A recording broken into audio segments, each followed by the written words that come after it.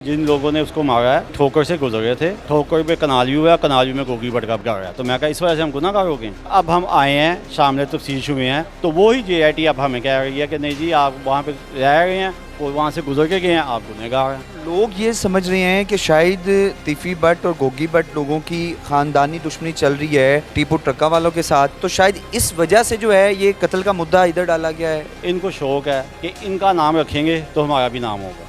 अल्लाह ने हमें इज़्ज़त दी हुई है, हम ताजर की नुमाइंदगी करते हैं। आपने देखा 50 से ज़्यादा मार्केटों के सदर यहाँ पे मौजूद थे, सब हलफ दे रहे थे कि हम हलफ देते हैं गोगी भट्ट। हलफ डर की वजह से था या ताल्लुक की वजह से?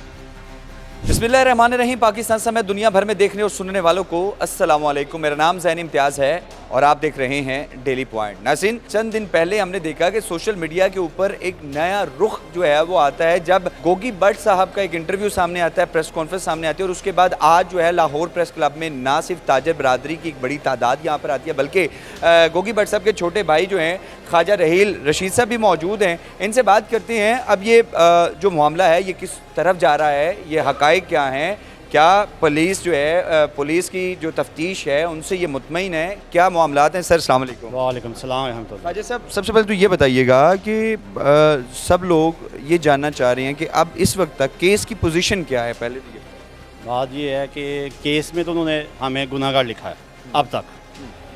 तो जो JIT बनी थी जहाँ पे पहले सबसे पहले हम गए CCPO लाहौर साहब के पास, उन्होंने हमें भेज दिया SSP के पास, उन्होंने हमें SP सदर के पास भेज दिया, वहाँ पे JIT बनी, वहाँ पे JIT में हम शामिल हो गए। हमने अपने सबूत आगे रखे, वो सबूत एक भी साथ चस्पा नहीं हो सका।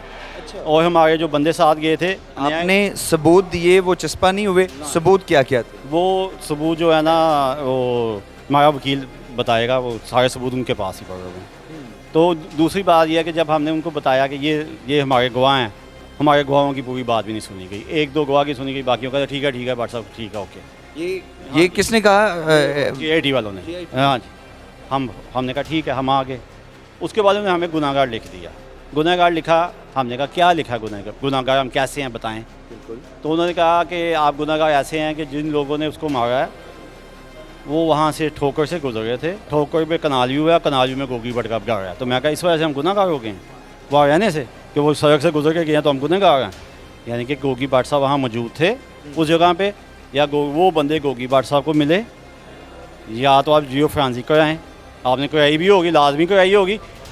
DIG किश्वर साहब ने कराई, फुलवान साहब ने, SSP साहब ने कहा गोगी भट्ट इनोसेंट है इस मामले में, उसका कोई मामला नहीं है, कोई तल्लक नहीं है। पहले उन्होंने मौक़िफ़ इख्तियार किया था, कहा उन्होंने, लेकिन उन्होंने बाय रिटर्न नहीं किया। और अब हम आए हैं सामने तफ्तीश हुए हैं, तो वो ही JIT अब हमें कह रही है कि नहीं जी आप वहाँ पे रह गए हैं और वहाँ से गुजर के गए हैं, आप गुनहगार हैं। और ब्रदर ऐसे गुनहगार नहीं होते बंदे।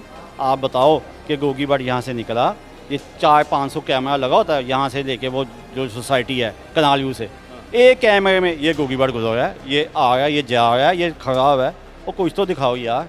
और जियो फ्रांसी की दिखा दो जो आपने की होगी, अब वो मंजर यहाँ पर नहीं ला रहे, तब वो वही दिखा दो यार। अच्छा, मतलब लोग ये समझ रहे हैं कि शायद तीफी भट्ट और गोगी भट्ट लोगों की खानदानी दुश्मनी चल रही है टीपू ट्रक्का वालों के साथ, तो शायद इस वजह से जो है ये कत्ल का मुद्दा इधर डाला गया है। देखिए मेरी बात सुनिए, इन्होंने पहले भी भट्ट साहब पे 2 दफ़ा पर्चे किए हैं, एक वानिदल वाला और एक टीपू का जब मर्डर हुआ, उन दोनों पर्चों में बाइज़्ज़त बरी हुए हैं भट्ट साहब। अब ये तीसरा पर्चा है। इनको शौक है कि इनका नाम रखेंगे तो हमारा भी नाम होगा। अल्लाह ने हमें इज़्ज़त दी हुई है, हम ताजर की नुमाइंदगी करते हैं। आपने देखा 50 से ज़्यादा मार्केटों के सदर यहाँ पे मौजूद थे और सब हलफ दे रहे थे। कोई किसी के लिए हलफ देता है? सब हलफ दे रहे थे कि हम हलफ देते हैं गोगी भट्ट। हलफ डर की वजह से था या ताल्लुक की वजह से? या ये मैं आपको तो पकड़ के ला सकता हूँ, ये 100-200 बंदे को मैं कैसे, यही लोगों ने सवाल करना है कि शायद डरा धमका के लेकर 200 बंदे को डरा धमका के मैं ला सकता हूँ? मुझे एक बात बताएं, मैं सरपरस्ती आला खिदमत ग्रुप हारूड हूँ, फिर पुख्तून मोहम्मद लोहे जरगा का लाहौर का मैं सदर हूँ। मुझे एक बात बताएं, आजकल तो प्यो बेटे को नहीं डरता। ये डर नहीं था, ये प्यार था। ये गोगी भाई का वो प्यार है जो लोगों से करते हैं, जो सामने है। डर की वजह से भाई कोई ये मामलात नहीं है, ठीक है ना। और अब वो दौर भी चला गया। दूसरा ये है कि ये प्यार है। देखें, पूरी मार्केटें आपके सामने बैठी हुई हैं और सारे लोग हलफ दे रहे हैं। और 50 के करीब तकरीबन मार जी 50 के करीब मार्केटें थी, उनके लोग हलफ दे रहे हैं। उसकी सिर्फ और सिर्फ ये वजह है एक ये कि गोगी भाई 100% बेकसूर है, और इससे पहले उनके ट्रायल हुए हैं, वहाँ पे भी वो बेगुनाह साबित हुए हैं। देखें, एक दफ़ा JIT बनी, ओके, उन्होंने इनके हक में बात की, फुलनवाल साहब थे और DIG इमरान किशोर साहब थे। उसके बाद उनके अगेंस्ट आ गई।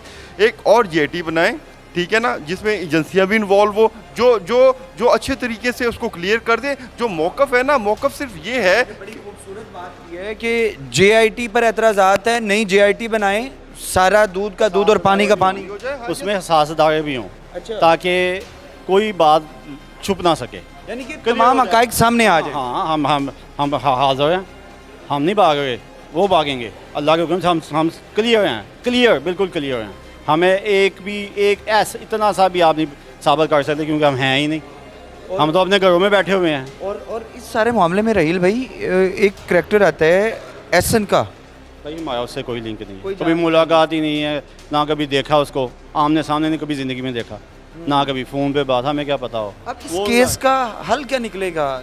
सुलह होगी या वो तो जब टाइम आएगा तब पता चलेगा। अभी तो हम जो जिस मकसद के लिए आए हैं, हम इंसाफ मांग रहे हैं, यानी हम फेवर नहीं मांग रहे बदर, हम इंसाफ मांग रहे हैं, हम इंसाफ दो। और इंसाफ का तरीक़ेकार सिर्फ क्या आपके मुताबिक यही है कि एक नई JIT बनाई जाए? नई JIT बनाई जाए जिसमें एहसास अदारे हों और वो दूध का दूध पानी कर दें। सबूत के साथ आपको मैं गुनाहगार कहूँगा तो सबूत दूंगा कि आपको बस कह दूंगा, एविडेंस के बगैर तो नहीं आप बेगुनाह। पॉसिबल ही नहीं है। हाँ, तो भाई वो कोई आज तक नहीं आपने हमें दिखाया। आज तक नहीं। तो गोगी साहब का इस बारे में क्या, यानी कि जाहिर सी बात है प्रेस कॉन्फ्रेंस में तो सबने सुन लिया, आप चूँकि उनके भाई हैं, तो क्या गुफ्तगू हुई इस मर्डर के हवाले से? वो कहते हैं मुझे पता ही नहीं है, मैंने तो TV पे देखा था, घर बैठा हुआ था इसी जगह पे जहाँ से आप मेरा इंटरव्यू ले रहे हैं, सामने TV लगा हुआ है, वहाँ पे मुझे पता चला ये हुआ है। मैं तो अपने बच्चों के पास बैठा हुआ, तो जो मर्डर करते हैं घर में बैठे होते हैं फैमिली लेके।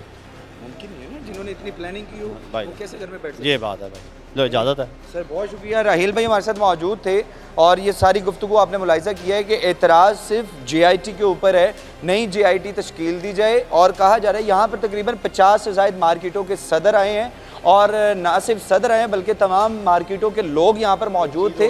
जी, JIT नहीं बननी चाहिए, साथ इदारे भी होने चाहिए। जी, मैं ये देख लें कि JIT में सिर्फ पंजाब पुलिस ना हो बल्कि हसास इदारे भी उसमें मुलव्विस हों, ताकि दूध का दूध और पानी का पानी हो जाए। जो इस मुकदमे में मुलव्विस है उनको जो है कैफरे किरदार तक पहुँचाया जाए। लेकिन ख्वाजा साहब के मुताबिक जो गोगी भट्ट साहब हैं वो बेकसूर हैं। JIT ने इससे पहले ऑफ द रिकॉर्ड इनको बता दिया था कि ख्वाजा साहब इसमें बेकसूर हैं, लेकिन अब नई JIT ने इनको गुनाहगार लिखा है, जिसके हवाले से ये तमाम जो ताजिर बरादरी है वो सरापा एहतजाज है और मुतालबा कर रहे हैं कि नई JIT बनाई जाए, हसास इदारे शामिल हों, ताकि दूध का दूध और पानी का पानी जो है वो हो जाए। अपनी कीमती राय कमेंट सेक्शन में जरूर बताइएगा। आपसे दोबारा मुलाकात होगी अगली वीडियो में। अल्लाह निगहबान।